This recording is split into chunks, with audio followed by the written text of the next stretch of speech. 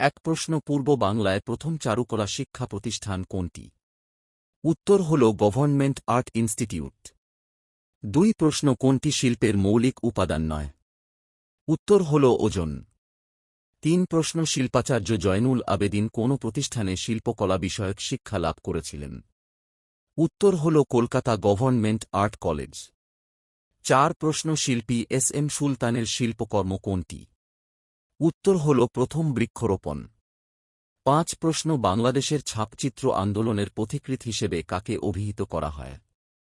উত্তর হল শফিউদ্দিন আহমেদ।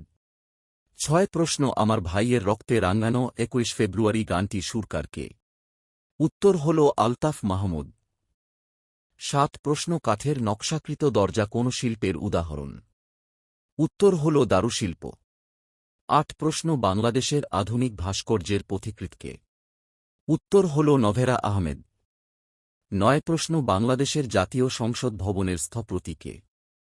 উত্তর হল লুই আই কান। 10 প্রশ্ন মুদ্রণযন্ত্রের উদ্ভাবন কে করেন? উত্তর হল জোহানেস গুটেনবার্গ।